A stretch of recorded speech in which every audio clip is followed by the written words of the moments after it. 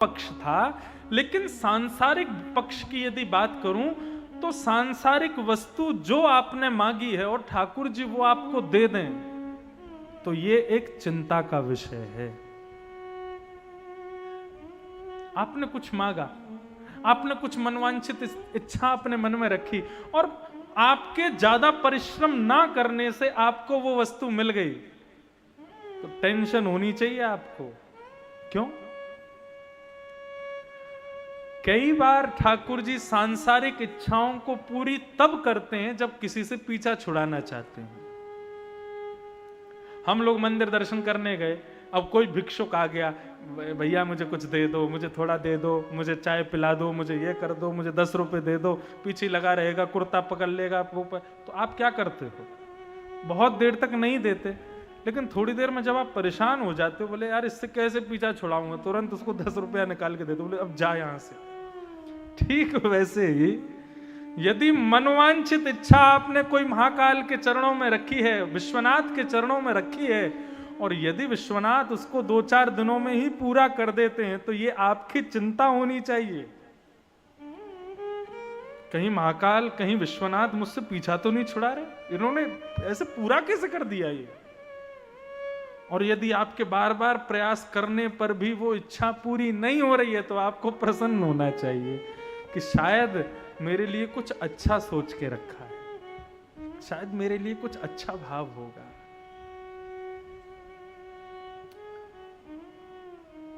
मुझे एक कथा आजकल बड़ी प्रिय लगती है, मैं बहुत उनका अध्ययन करता हूं। एक जगन्नाथ प्रभु के एक अनन्य भक्त हुए, उनका नाम था श्री माधव दास। माधव दास की प्रति जगन्नाथ जी बड़े प्रसन्न रहते थे। माधव दास जी जब दर्शन करने के लिए पुरी में जाते थे और जगन्नाथ मंदिर में जैसे ही माधव दास अपना पैर रखते थे मंदिर में प्रवेश करते ही श्री जगन्नाथ जी की प्रतिमा हिलने लगती थी, नृत्य करने लगती थी, अरे मेरा माधव आ गया। और जब वो प्रतिमा ऐसे हिलती थी, ठाकुर जी की प्रसन्न मुद्रा में आ जाते थे श्री जगन्नाथ, उसका दर्शन करके सब लोग जय जयकार करते थे। और सबके मन में भाव आता था कि भाई ये माधव दास कितना भाग्यशाली, इसको देखकर के भगवान प्रसन्न हो जाते हैं। तो जगन्नाथपुरी के लोग इंतजार करते थे मंदिर के बाहर, बोले जब माधव दास दर्शन करने जाएगा तभी जाएंगे हम भी। क्यों? बोले जब ये जाते हैं ना, इनको देख के जगन्नाथ जी मुस्कुराते हैं, इनको देख के जगन्नाथ जी नृत्य करते हैं, उसका दर्शन करना है। स्थिति ये हो गई बंधुओं कि कुछ दिनों में माधव दास का इतना यश हो गया, माधव दास जी जहां जाते वहां उनके ऊपर पुष्प बरसाए जाते, उनको मालाएं पहनाई जाती, दुनिया भर के लोग उनको प्रणाम करते।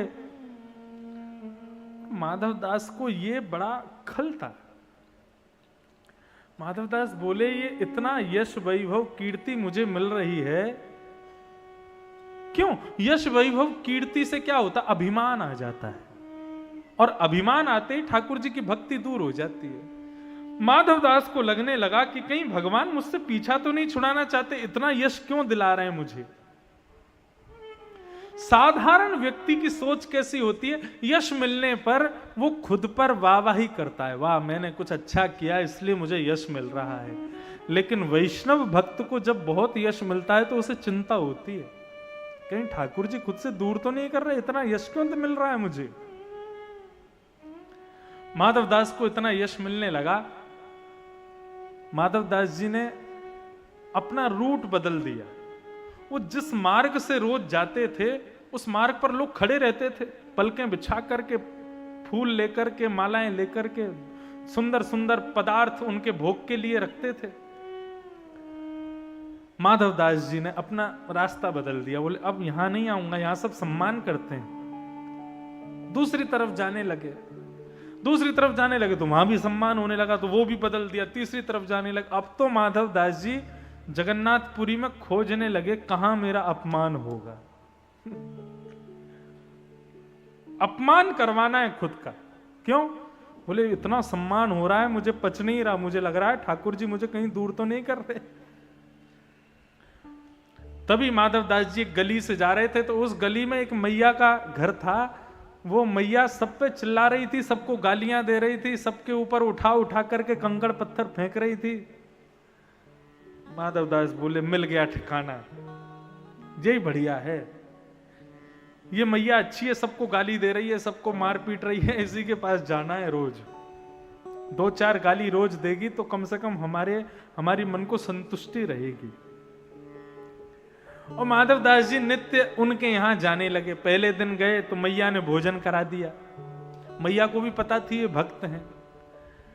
अब माधवदास जी तो रोज जाने लगे, दूसरे दिन भी पहुंच गए, तीसरे दिन भी पहुंच गए, अब तो नित्य उस मैया के यहां जाने लगे। तो मैया को आया गुस्सा, बोले रोज रोज मेरे घर आ जाते हैं, कोई ढाबा है, रोज आ जाते हैं भोजन करने। मैया ने एक तरीका अपनाया, सब्जी का रंग बिगाड़ देती, उसमें कभी नमक ज्यादा डाल देती, मिर्च ज्यादा डाल देती कि ये खाएंगे तो इनको मिर्च लगेगी तो कल से आना बंद करेंगे। लेकिन माधवदास जी बड़े चतुर, जैसी सब्जी खाते, तेज नमक तेज मिर्च जैसी लगती, प्रसन्न होकर कहते वाह मैया आज तो तुमने कमाल ही कर दिया, इतना स्वादिष्ट भोजन बनाया है, क्या बताऊं, और दिन तो फीका लगता था, आज तो तुमने आनंद कर दिया। मैया बोली अब तो पानी सिर से ऊपर जा रहा है, ये बाबा रोज रोज आ जाता है, कल आने दो, कल बताऊंगी इसको। दूसरे दिन जैसे ही माधवदास पहुंचे, मैया से बोले मैया भिक्षा कराओ, भिक्षा खिलाओ। मैया पोंछा लगा रही थी तो पोंछा लगाते लगाते पोंछा ही फेंक के मार दिया माधवदास पे, ले भिक्षा, यही है आज की भिक्षा, खा जा इसको। माधवदास जी पे जैसी पोंछा आकर के पड़ा, तो भिक्षा में कुछ भी मिले भक्त उसको स्वीकार करता है। हमको केवल माला देवे कोई, हम उसी को स्वीकार करें, कोई गाली देवे उसको स्वीकार ना करें तो हमारी भक्ति में कमी है। कोई गाली देवे तो उसको भी हाथ जोड़ के स्वीकार करो। कोई तुम्हें बुरा कहे सुनकर करो क्षमा, अपनी वाणी का स्वर संभाल लो बस हो गया भजन, मन की तरंग मार लो बस हो गया भजन। भजन क्या है? यही तो भजन है। किसी ने आपको बुरा कहा, आपने सुन लिया, मुस्कुरा दिए और उसको प्रणाम कर दिया, बस चले जाओ वहां से। गलती कहां करते हैं हम? किसी ने बुरा कहा और फिर पलटवार में हम भी बुरा कहते हैं, ये गलत है। तो महाराज माधवदास जी को पोंछा फेंक के मारा। माधवदास जी ने उसी को सिर से लगाया, बोले जय हो जगन्नाथ, आज जैसी भिक्षा मुझे कभी नहीं मिली। एक जगन्नाथपुरी के भक्त के आंगन में रिगड़ा हुआ, सदा चला हुआ पोंछा, इस आंगन में कभी तो जगन्नाथ आए होंगे, कभी तो बलभद्र सुभद्रा ने अपने चरण पधराए होंगे, उनके चरण का आश्रित ये पोंछा मुझे प्राप्त हो गया, इससे बड़ा उपहार मुझे क्या मिलेगा। लेकिन दुविधा में पड़ गए, क्यों? भिक्षा में जो कुछ भी मिलता है वो पहले जगन्नाथ जी को देते हैं, फिर अपने प्रयोग में लेते हैं। बोले पोंछा जगन्नाथ जी को कैसे दूं मैं? रोज भोग प्रसाद सामग्री मिलती थी तो जगन्नाथ जी को दे देता था, पा लेता था, लेकिन अब ये पोंछा कहां से दूं? युक्ति आई दिमाग में। समुद्र किनारे गए और एक छोटे से पत्थर पर जाकर के पोंछा सुखा दिया। जैसे ही पोंछा सूख गया, सूख करके उसका सारा पानी निकल गया, उसके रोयों को इतर बितर करके बिल्कुल उस पोंछे को विदीर्ण करके उससे एक दिया बना करके उसको एक उसकी बाती बना करके दिया में रख के घी पधरा के माचिस से प्रज्वलित करके जगन्नाथ जी की आरती कर दी। बोले हो गया समर्पित श्री जगन्नाथ जी।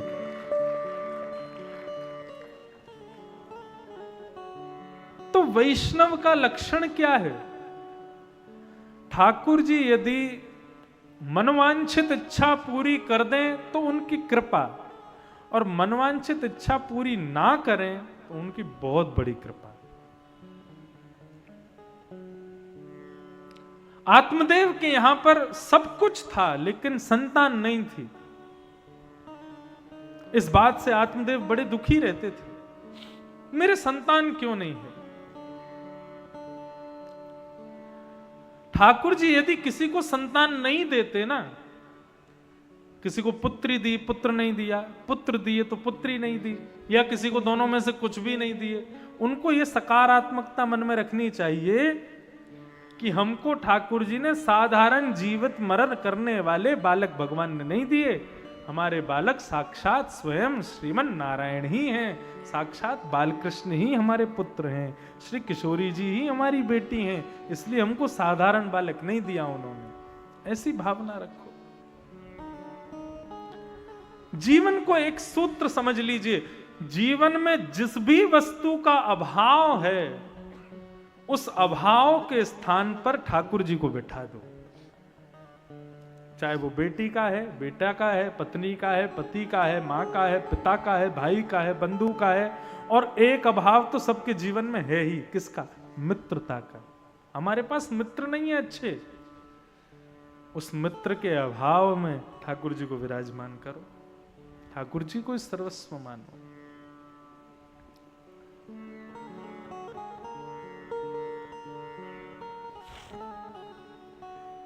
आत्मदेव को पुत्र नहीं थे, एक दिन घर छोड़ करके आत्महत्या करने के लिए वन में जाने लगे। तभी एक महापुरुष संत ने इनको देखा और देख करके बोले, अरे आत्मदेव क्या कर रहे हो? बोले आत्महत्या करने आया हूं। बोले क्यों? बोले मेरे संतान नहीं है। बोले अरे संतान नहीं है तो इसमें खुशी मनाओ, भगवान ने तुमको चिंता नहीं दी, दोनों पति पत्नी बैठ करके भजन करो भगवान का। बोले नहीं, आप क्या जानो, बिना संतान के घर खाता है हमको, हमें संतान चाहिए। संत ने बताया, बोले आत्मदेव इस जन्म की तो क्या कहो, तुम्हारे अगले 7 जन्म तक बालक नहीं है। आत्मदेव ने चरण पकड़ लिए, बोले कि अब तो मुझे संतान आप ही दोगे। जब आप ये पढ़ सकते हैं कि मुझे 7 दिन तक बालक नहीं है, 7 जन्मों तक बालक नहीं है, तो आप पे इतनी सामर्थ्य भी होगी कि आप अपनी तपस्या के बल से मुझे बालक दे दो। संत कौन है? जो ठाकुर जी की करनी पर भी अपनी कलम चला दे, वही तो संत है। संत की कृपा हो जाए तो ठाकुर जी ने जो लिखा होगा वो भी ठाकुर जी मिटा देते हैं। बोले नहीं, उसका आशीर्वाद है, तो आप ऐसा आशीष दो कि मुझे पुत्र प्राप्त हो। और यदि आपने ऐसा नहीं किया तो मैं आपके सामने अपने प्राणों का परित्याग कर दूंगा। संत हृदय नवनीत समाना, संत का हृदय तो मक्खन के जैसा होता है। उन संत ने अपने झोला में से एक सेब निकाला और प्रार्थना करते हुए ठाकुर जी से बोले, जीवन पर्यंत मैंने जितना भी भजन किया है वो सब इस फल में आ जाए और इनके घर में एक बालक उत्पन्न हो जाए, ऐसी कृपा कर दो। बंधु, ऐसा मैंने कितना देखा है कि संत कृपा करते हैं और लोगों का जीवन सुधरता है। आपकी काशी की ही घटना है। एक परिवार है मेरा परिचित, उस परिवार के एक बालक को अपने मन चाहे स्थान पर विवाह करना था, लेकिन कुछ दोषों के कारण वो विवाह असंभव था। और काशी के एक बहुत बड़े विद्वान महापुरुष संत ने मना किया, बोले कि नहीं, यहां विवाह नहीं होना चाहिए। क्यों? यदि विवाह हुआ तो परिवार में बहुत बड़ी अनहोनी हो सकती है। लेकिन लड़का तो अड़ गया, बोले कि नहीं, मुझे तो यहीं विवाह करना है, मैं तो और कहीं विवाह करूंगा नहीं। माता पिता ने जाके उन महाराज जी से प्रार्थना की, बोले महाराज जी हमारा बेटा मान नहीं रहा है, वो तो वहीं विवाह करेगा। तो उन महापुरुष ने क्या किया, बोले कि अच्छा ठीक है, तो फिर एक ही उपाय है। बोले क्या उपाय? बोले एक यज्ञ होगा और उस यज्ञ के माध्यम से जो दोष है उसको हम नष्ट करेंगे। बोले ठीक है। तो एक यज्ञ का कार्यक्रम हुआ काशी में। कितने ब्राह्मण बैठे, कितनी आहुतियां लगी, कितने दिनों तक यज्ञ चलता रहा। यज्ञ की पूर्णाहुति में कुछ ऐसा हुआ जिसको देख करके सब दंग रह गए। जो संत उस यज्ञ के अध्यक्ष बने थे, यज्ञ की पूर्णाहुति होते ही उन्होंने अपने वर्षों की विराट जो जटाएं थीं, उन जटाओं का मुंडन करके यज्ञ आहुति में विसर्जित कर दिया। ये देख करके वो परिवार आश्चर्यचकित हो गया, चरणों में गिर गए, बोले महाराज कम से कम आपकी आयु 80 वर्ष की है और कम से कम 70 वर्ष के ये जटाएं आपके मस्तिष्क पर विराजती हैं। 10 वर्ष की आयु से आप काशी में रहने लगे, तब से आपने एक क्षण में इसको नष्ट कर दिया। तो वे कहने लगे, बोले यदि मैं अपने 70 वर्ष की जटाओं की तपस्या तुम्हारे पुत्र को नहीं देता तो इसका जो योग है वो बिगड़ जाता, और जहां ये विवाह कर रहा है वहां पर बहुत बड़ी अनहोनी हो जाती। अब 70 वर्ष तो मेरी जटाओं की तपस्या इसकी रक्षा करेगी। 70 वर्ष तक इसको कुछ नहीं होगा, और 70 वर्ष बाद कुछ हो जाए तो उसमें चिंता क्या, 25 साल का तो ये हो ही गया है। उन्होंने अपनी जटा ही आहुति में दे दी। संतों का हृदय ऐसा होता है। हम क्यों संतों को प्रणाम करना चाहते हैं? क्यों तुलसीदास जी कहते हैं श्री गुरु चरण सरोज रच निज मन मुकुर सुधार? क्यों संतों की चरण रज को अपने मस्तिष्क से लगाओ? क्यों अपने मन को उससे सुधारो? क्योंकि संत अपने भजन के प्रभाव से, अपनी तपस्या के प्रभाव से जिस स्थान पर बैठते हैं, जिस मार्ग से जाते हैं, वहां की रज कण भी इतनी पवित्र हो जाती है कि यदि वो हमारे मस्तिष्क पर लग जाए उससे हमारे ना जाने कितने जन्मों के पाप नष्ट हो जाएंगे। गोस्वामी तुलसीदास जी ने हनुमान चालीसा का प्रारंभ ही इसी बात से किया। संत हृदय नवनीत समाना। लेकिन बंधुओं, हमें चाहिए संतों से उनके तप का बल कभी मत मांगना, क्योंकि इस जन्म में तो तुम प्रसन्न हो जाओगे, इस जन्म को तो तुम सुखी में जी लोगे, लेकिन उसका परिणाम मृत्यु के बाद मिलेगा। क्यों? किसी के तप पर तुम भोग रहे हो, किसी के तप पर तुम प्रसन्नता से जीवन के सारे मायावी भोगों को भोग रहे हो, उसका परिणाम दंड देंगे नारायण। इसलिए संत से कभी सांसारिक वस्तु नहीं मांगनी चाहिए, क्योंकि संत यदि सांसारिक वस्तु देगा तो अपने तप के प्रभाव से देगा, और यदि तप के प्रभाव से वो तुमको मिला है तो उसका परिणाम अच्छा नहीं होगा। जीवन में जो प्राप्त हो उसको भगवत प्रसाद मान के स्वीकार करो। संतों से सांसारिक वस्तु मांगने कभी मत जाओ। संत का क्षण और अन्न का कण कभी बर्बाद नहीं करना चाहिए। संत से तो एक क्षण ही मांगो, और उस क्षण में भी भगवत कृपा कैसे हो यही पूछो। एक महात्मा थे, गंगा के किनारे कुटिया में रहते थे, कभी बाहर नहीं आते थे। अपने घर का मारा, संसार का मारा एक व्यक्ति रोता रोता गंगा के किनारे बैठ गया, उसी कुटिया के बाहर बैठ के रोने लगा। संत बेचारे कभी बाहर आते नहीं थे, लेकिन रुदन सुनकर के उस दिन बाहर आ गए। बाहर आकर के उस बालक से बोले, बेटा क्यों रो रहे हो? बोले, मेरी पत्नी छोड़ के चली गई, बच्चे मेरी मानते नहीं, मेरा परिवार पूरा इतर बितर हो गया, सारे पैसे मेरे डूब गए, मैं कंगाल हो गया, दुखी हूं, इतने वर्षों से लगा हूं जीवन ऐसा, अब तो मैं मर जाऊं उसी में भलाई है। संत बोले, भैया ऐसा मत करे। संत का हृदय तो मक्खन जैसा होता है, जैसी गर्मी लगती है तो मक्खन पिघल जाता है। संत ने अपना एक रोआ तोड़ करके उसको दे दिया और कहा, इसको अपने घर में तिजोरी में किसी बक्से में छुपा करके इसको रख देना। मेरे भजन के प्रताप से, मेरे थोड़े बहुत तपस्या के प्रताप से तेरा जीवन सुखी हो जाएगा, लेकिन किसी को बताना मत मैंने ऐसा किया है। उसने जाकर के वो रोआ अपने घर के कक्ष में किसी अलमारी के तिजोरी में रख दिया। जैसे ही वो रोआ रखा, अगले दिन से ही महाराज उसकी पत्नी वापस लौट के आ गई, बच्चे बात मानने लग गए, पैसा बढ़ने लग गया, परिवार पूरा सुखमय हो गया, उसका व्यापार चलने लगा, जितना पैसा उसका गया था सब वापस आ गया, सब सुखमय होने लगा। वो तो बड़ा प्रसन्न। एक दिन उसका एक मित्र बोला, भाई तू मेरे जैसा गरीब था, तू मेरे जैसा चौराहे पे बैठ के रोता रहता था, हम दोनों रात भर बैठ करके मंत्रणा करते थे क्या करें कि हम धनवान हो जाएं, तू धनवान हो गया, मैं आज वहीं के वहीं हूं, क्या हुआ था ऐसा? बैठे बैठे बरसों हो गए थे, मजाक मजाक में निकल गया, बोले एक महात्मा ने अपना रोआ तोड़ के दिया था, उससे कृपा हुई। कौन सा महात्मा, कहाँ रहते हैं? बोले तुझे बता रहा हूं, तू किसी को मत बताइए, वो गंगा जी के किनारे पे कुटिया है ना। बोले हाँ, वहां एक महात्मा रहते हैं, उन्होंने अपना रोआ दिया था, उससे कृपा हुई मुझ पे। अब तो महाराज उसका मित्र भी पहुंच गया, वहीं जाके रोने लगा वो भी।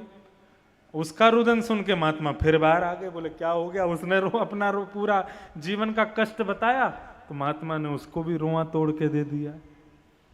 बोले तुम चले जाओ, लेकिन किसी से कहना मत, तुम हमारे भजन में विक्षेप डालेंगे, भीड़ लग जाएगी नहीं तो यहाँ पे।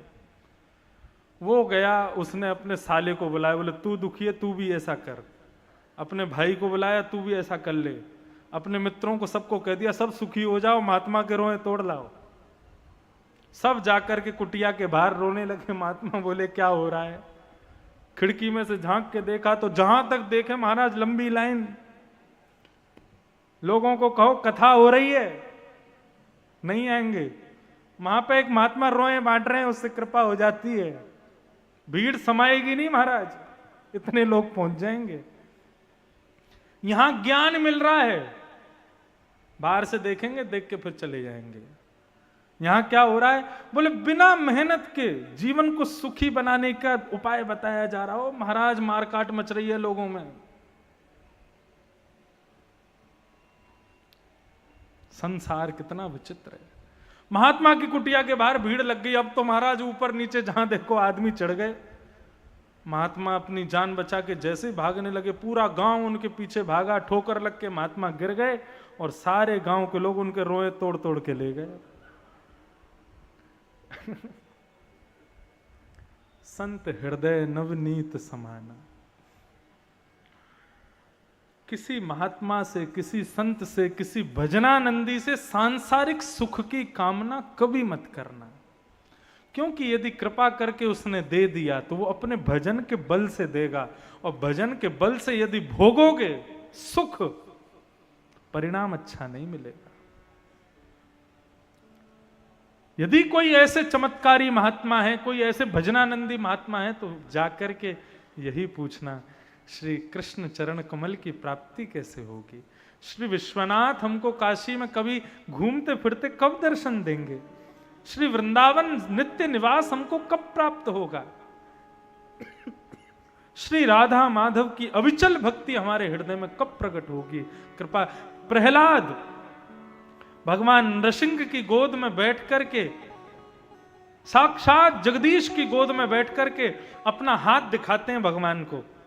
ये प्रसंग आता है भागवत में। भगवान कहते क्या कर रहे हो प्रहलाद? बोले मैं अपना हाथ की रेखा दिखा रहा हूं आपको। भगवान बोले क्यों? बोले आप तो सब जानते हो, हाथ भी देखना आता होगा। भगवान बोले हाँ आता तो है। तो बोले जरा मेरी हाथ की रेखा देख के ये बताओ कि मेरे हृदय में आपके प्रति निष्काम अविचल भक्ति कब प्रकट होगी?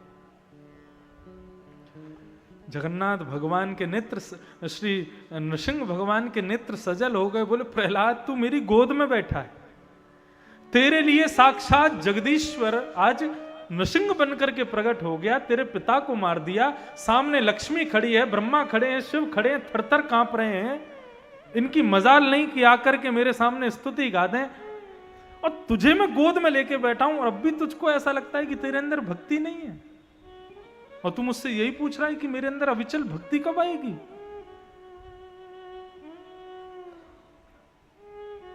मैं एक भक्त हूं, यह भी एक सूक्ष्म अभिमान है। सदा स्वयं को अपूर्ण ही समझो। कई लोग कहते हैं हम भक्ति करते हैं, लेकिन महाराज जी मन में संतोष नहीं होता। अरे नहीं होना चाहिए। संतोष हो गया तो अगले दिन से नहीं करोगे। संतोष नहीं होता इसीलिए तो रोज करते हो। यदि किसी चीज, भूख रोज लग जाती है इसीलिए तो भोजन बनाते हो। एक बार खाते ही पेट भर जाए तो फिर भोजन क्यों बनाओगे? भक्ति में अपूर्णता लगती है, कथा सुन के अपूर्णता लगती है, इसीलिए तो रोज सुनते हो, इसीलिए तो रोज करते हो। उसमें अपूर्ण ही रहना है हमें, उसमें कभी पूर्णता का अनुभव ना हो, ये प्रार्थना करो भगवान से।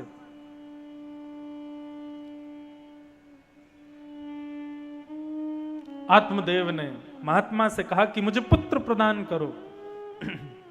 महात्मा ने एक फल दे दिया, बोले जाओ अपनी पत्नी को खिला देना, और 1 वर्ष के मैं नियम बता रहा हूं, इन 1 वर्ष के नियमों का जो भी गर्भवती माताएं पालन करती हैं, उनके गर्भ से साक्षात ध्रुव प्रहलाद जैसे भक्त ही जन्म लेते हैं। और ये 1 वर्षों का नियम क्या है? मैं तो खुले मंच से कहता हूं, जो भी माताएं जब गर्भ धारण हो, जैसे ही पता लगे कि गर्भ में अब बालक है, इन नियमों का पालन करें। कौन कौन से? सत्यम, शौचम, दया, दानम, एक भुक्तुम तु भोजनम, वर्षावधि स्त्रिया कार्यम, तेन पुत्रोति निर्मला। सबसे पहली बात, जैसे ही पता लगे कि अब गर्भ में ठाकुर जी का कोई भक्त आ गया है, जब तक उसका जन्म ना हो जाए तब तक संकल्प कर ले कि असत्य ना बोले मैया, केवल सत्य का संभाषण करे, मजाक में भी झूठ ना बोले, केवल सत्य कहे। हाँ, वो बात अलग है कि घर पर कोई आपत्ति विपत्ति आ गई, पति पर कोई बहुत बड़ी आपत्ति विपत्ति आ गई और वहां आपको असत्य बोलोगे तभी सब बचेंगे, तो फिर बात अलग है। लेकिन वैसे झूठ का आश्रय ना ले। पहली बात सत्य बोले। दूसरी बात शौचम, यानी कि अत्यंत पवित्र रखे स्वयं को, ठीक उस प्रकार जिस प्रकार ठाकुर जी संग रहते हैं तो हम पवित्रता रखते हैं उस स्थान पर कि पवित्र ठाकुर जी बैठे हैं। ऐसे मन में विचार करें कि गर्भ में अब साक्षात भगवान है, स्वयं को पवित्र रखे। झूठे बर्तन, झूठे वस्त्र, झूठी वस्तुएं आसपास ना रहने दे, अपरस में रहने का प्रयास करे। सत्यम, शौचम, और तीसरी बात दया। शत्रु भी सामने क्यों ना आ जाए उस पर भी दया करे, किसी के प्रति भी क्रोध ना करे। क्रोध तो उसको आना ही नहीं चाहिए। बंधुओं, ये 9 महीने की तपस्या है माताओं की, और यदि इस तपस्या को इन नियमों से पालन कर दिया तो गर्भ से फिर स्वामी विवेकानंद जैसे बालक ही होंगे, फिर गर्भ से रामकृष्ण परमहंस जैसे, सूरदास, कुंभनदास, रैदास, तुलसीदास जैसे ही बालक जन्म लेंगे। तपस्या करे तो सही मां। लेकिन आजकल क्या हो गया है, माताएं बहनें गर्भवती होती हैं तो वो तो पूरे परिवार को सेवा में और लगा लेती हैं। आजकल के नई नई माताएं जो बनती हैं, हमसे तो उठा नहीं जाएगा, अरे आपको क्या पता कितना कष्ट होता है। मुझे तो खैर अनुभव नहीं, लेकिन भागवत में पढ़ा है, मैं वो बता रहा हूं। सत्य बोले, शौचम यानी पवित्रता रखे, दया, सब पर दया करे, क्रोध ना करे, और चौथी बात दानम। रोज प्रातःकाल उठ करके किसी वस्तु का, किसी अन्न का, धन का, वस्त्रों का, किसी भी वस्तु का दान करे।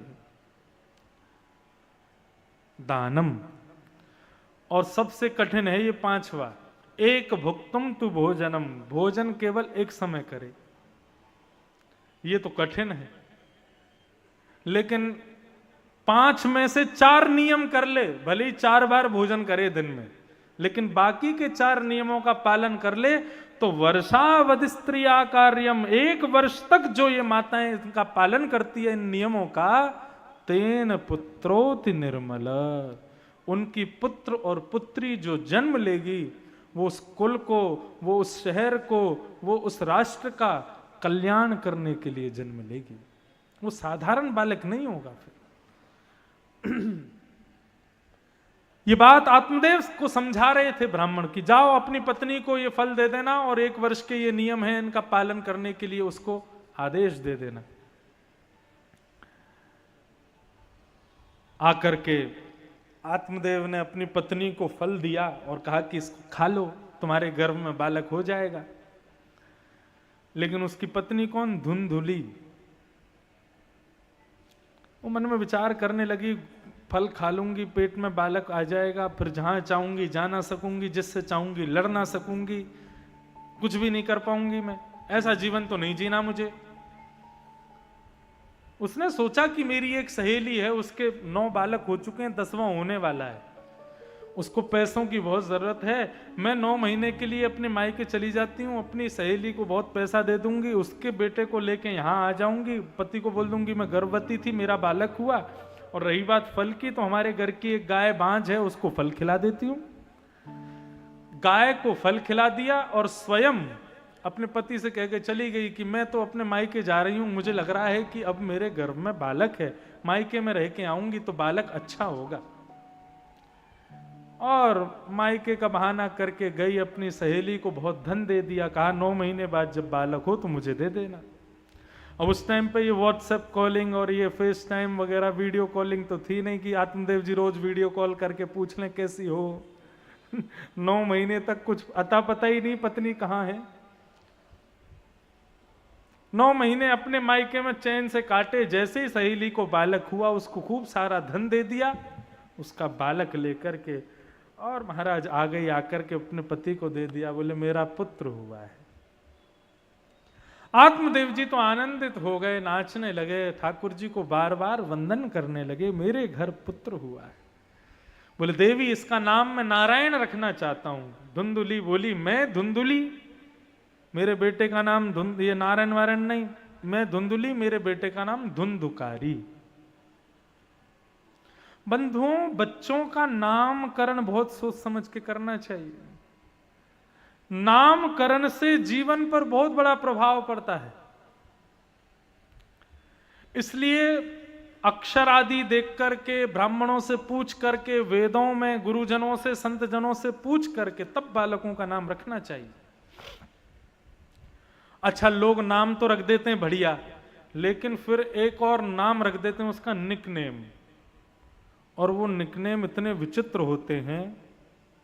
वैसे तो मेरा नाम जो है प्रियव्रत है, लेकिन घर में लोग बोलते हैं बहुत बड़ा नाम है प्रियव्रत प्रियव्रत, इसलिए घर के लोग मुझे मोंटू बुलाते हैं।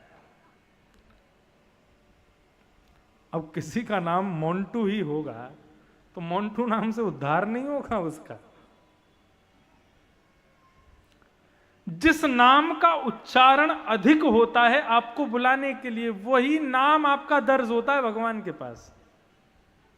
तो बच्चों के निकनेम मत रख दिया, गोलू, फोलू, मोंटू, चिंकी, फिंकी और जाने क्या क्या नाम निकनेम रख देते हैं।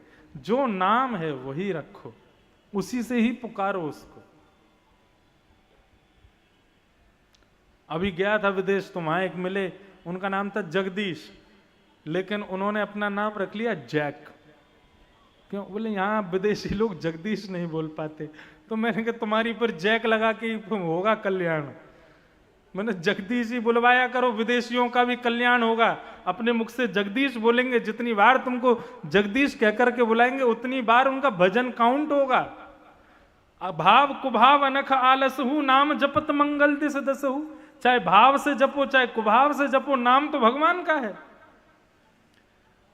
अरे अपना नाम ऐसा रखो कि सामने वाला व्यक्ति मांस भक्षी भी हो, यदि वो भी तुम्हारा नाम गाए तो एक बार का नाम उसका भी काउंट तो होगा ना। नामकरण पर बहुत ध्यान देना चाहिए, बच्चों का नाम बहुत अच्छा रखना चाहिए। और नामकरण कर भी दो तो उसके बाद ये निकनेम रखो भी, तो निकनेम क्या रखो? जैसे हमारे ठाकुर जी का नाम क्या है? कृष्ण, लेकिन निकनेम क्या है? कन्हैया, कनुआ, गोपाल, गोविंद। इन नामों से मैया बुलाती है। ऐसे नाम रख लो बालकों के, लेकिन ये फालतू के ये छोटे शॉर्ट फॉर्म मत रखा करो, इससे दूषित हो जाएगी उसकी बुद्धि। अब नाम तो है लक्ष्मीकांत, लेकिन निकनेम क्या? पप्पू। कितना विचित्र लगता है सुनने में।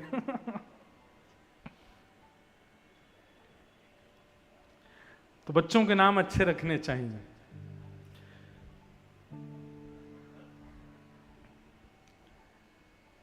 तो क्या बता रहा था मैं, कहां चल रही थी कथा? हाँ, नामकरण हुआ महाराज, तो धुंधुकारी का नाम धुंधुकारी रखा गया। इतने में ही सेवक दौड़े दौड़े आए और बोले बधाई हो महाराज। बोले काय बात की बधाई भैया? बोले आपके यहाँ एक पुत्र तो अभी जन्मा है, दूसरा गौशाला में गाय ने भी एक मानवों जैसे पुत्र को जन्म दिया है। दौड़ करके आत्मदेव गए, उस बालक को लेकर के आए, तो बालक का अंग तो बिल्कुल मानवों जैसा, गाय थे, कान थे गौ माता के जैसे। तो आत्मदेव प्रसन्न हो गए, वो देवी बड़े बेटे का नाम तुमने रखा, छोटे बेटे का नाम मैं रखता हूं, और इसका नाम मैं रखता हूं गोकर्ण। गोकर्ण। धीरे धीरे धीरे धीरे दोनों बालक बड़े हुए, धुंधकारी महान दुष्ट हुआ, और गोकर्ण बहुत बड़ा ज्ञानी बना, विवेकी महापुरुष बना। धुंधकारी माता पिता को मारने लगा, पीटने लगा, जुआ खेलने लगा, वैश्यागमन करने लगा, मद्यपान करने लगा। एक दिन पुत्र से परेशान होकर के वन में चले गए आत्मदेव, और तब वन में आकर के गोकर्ण जी ने अपने पिता के मन के संशय को इन 2 श्लोकों से दूर किया। इसको गोकर्ण गीता कहते हैं। गंगा जी का तट है, काशी विश्वनाथ की भूमि है, और ऐसा कह दूं तो कोई अतिशयोक्ति नहीं है, ये 2 श्लोक की भागवत है जो यहां गोकर्ण जी अपने पिता को सुनाते हैं।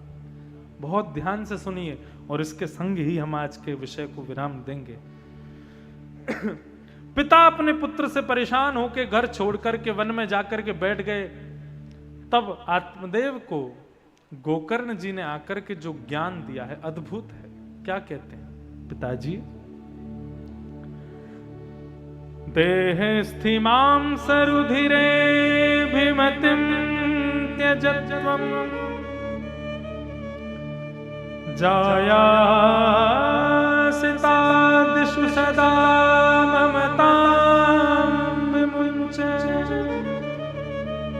पश्यानिशं जगदिदं क्षणभङ्गं विनिष्ठम् वैराग्यरागरसको भवभक्तिनिष्ठः।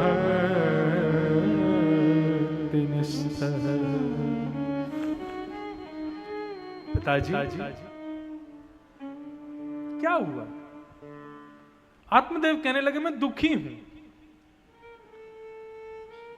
गोकर्ण कहने लगे, बोले दुखी व्यक्ति केवल 2 ही कारणों से होता है पिताजी। ये पुत्र को दोष मत दो, संसार को दोष मत दो, अपनी पत्नी बच्चे आदि इन सबको दोष मत दो। दुख के कारण केवल 2 हैं। कौन कौन से? बोले पहला दुख का कारण है ममता, और दूसरा दुख का कारण है अहंता। पिताजी व्यक्ति 2 ही कारणों से दुखी होता है, अहंता और ममता। अहमता किसमें होती है? बोले अपने में किया गया अहम ही अहमता है, और अपनों में किया गया ममत्व ही ममता है। ये 2 ही दुख के कारण हैं। अपने से अहमता छोड़ दे और अपनों से ममता छोड़ दे, उस व्यक्ति से ज्यादा सुखी नहीं होगा संसार में कोई। दीन कहे धनवान सुखी, धनवान कहे सुख राजा को भारी, राजा कहे महाराजा सुखी, महाराजा कहे सुख इंद्र को भारी, इंद्र कहे चतुरानन को सुख, ब्रह्म कहे सुख विष्णु को भारी, तुलसीदास विचार कहे हरि भजन बिना सब जीव दुखारी। और हरि का भजन कौन करता है? हरि भजन में आश्रित कौन होता है? जो ना खुद में अहमता रखता है और ना अपनों में ममता करता है, वही भजन कर सकता है। जिसको खुद का अहम हो और अपनों का ममत्व हो, वो कभी भजन नहीं कर सकता। वो दिखावा करता है भजन का। वो भजन भी किसी ना किसी कामना से ही कर रहा है। पिताजी सुखी होने का सूत्र यही है, खुद में से अहमता निकाल दो। किस बात का अभिमान? शरीर का, स्वरूप का, धन का। एक क्षण नहीं लगेगा। विश्वनाथ की भ्रगुटी टेढ़ी होते ही निर्धन हो जाओगे। विश्वनाथ की इच्छा होते ही 3 जगह से टेढ़े हो जाओगे। विश्वनाथ की इच्छा होते ही कुरूप हो जाओगे। और उनकी इच्छा क्या? आज सुंदर हो, आज धनवान हो, 50 साल बाद मिलते हैं इसी काशी के घाट पर। आंखों पे पड़ेगा जाला, लाठी से पड़ेगा पाला, नाक से बहेगा नाला, जरा जिंदगानी का ऐसे हो जाएंगे हम सब लोग। कहां जाएगी सुंदरता? तो अभिमान किस बात का? अभिमान तब करो जब ये सौंदर्य, ये शरीर तुम्हारे वश में हो। तुम्हारे वश में तो है नहीं। दूसरी बात, अहमता को इस प्रकार त्यागो। अब आती है बात ममता की। पत्नी, बच्चे, परिवार, इनमें ममत्व क्यों रखना?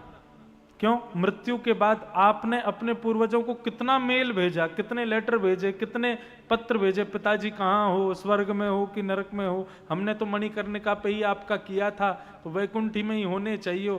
लेकिन कितने लोग पूछते हैं अपने पिता से कहाँ है? मेरा मेरा मेरा मेरा करते करते व्यक्ति मर जाता है और सारे मेरे चारों तरफ खड़े खड़े देखते रह जाते हैं और जला देते हैं उसको। एक का भी साहस नहीं होता, अरे मेरे वो जा रहे, मैं भी इनके संग जाऊं। कोई नहीं जाता। शास्त्र का एक श्लोक है, संग कौन जाता है मृत्यु के बाद? अच्छा,